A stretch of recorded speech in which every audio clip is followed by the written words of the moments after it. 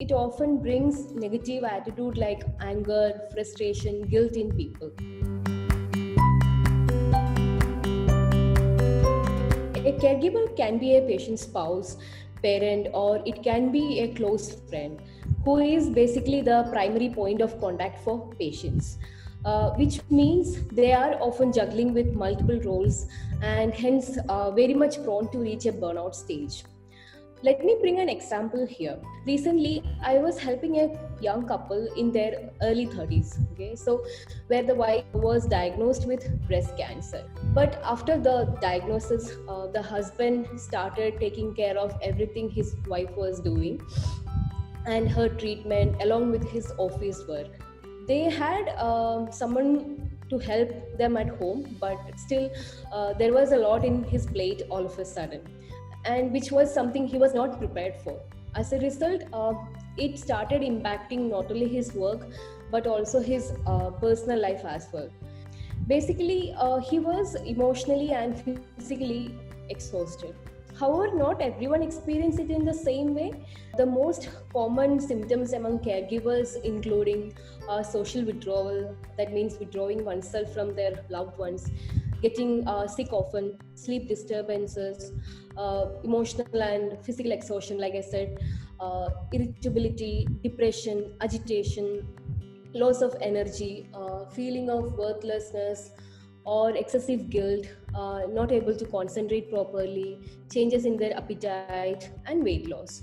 So we need to understand that it develops over a time, and as time passes, it becomes like a snowball effect, adding one thing to the next. So the important thing here is when the caregiver doesn't get the help they need, or if they try to do more than they are able to, it will inevitably lead them to experience burnout, and it will definitely affect their quality of life. The first step towards preventing burnout is to be aware of its possibility and symptoms of burnout. Then only you can read the signals early on and find out an appropriate remedy for it. So here are a few things you can do to prevent burnout. Number one, identify people who are willing to help you.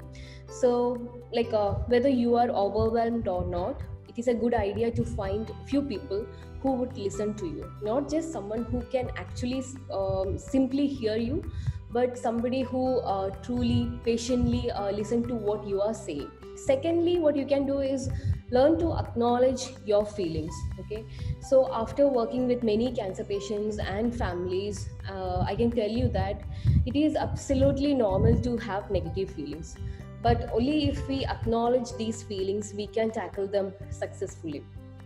A caregiver may feel frustration, but whenever these negative feelings creep in, you should try to understand what you are feeling and why you are feeling.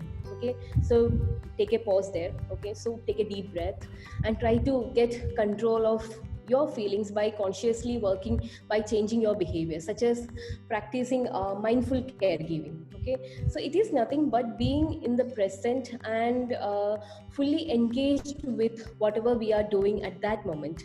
It helps you to set more realistic expectations, get clarity about what you can do, what you can't do, or don't feel comfortable in doing.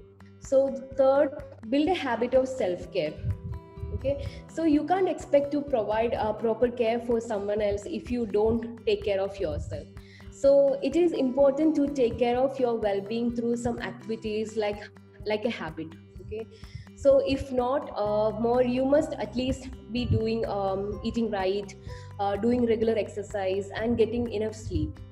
Also find opportunities to do things which matter to you, or try simple things like deep breathing exercise. So self-care is very much important. The fourth one is learn from people who have gone through before. Like try to be part of some support group. Okay, you can check with your team, like your oncology team, where they have weekly or monthly support group meetings for the patients or for the caregivers.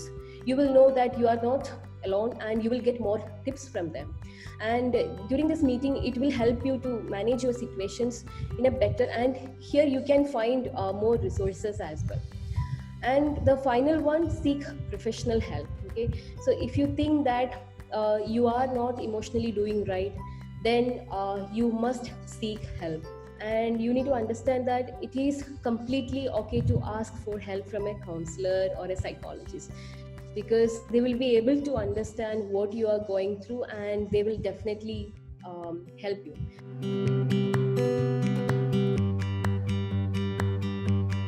Subscribe to our channel and press the bell icon for more videos on cancer care.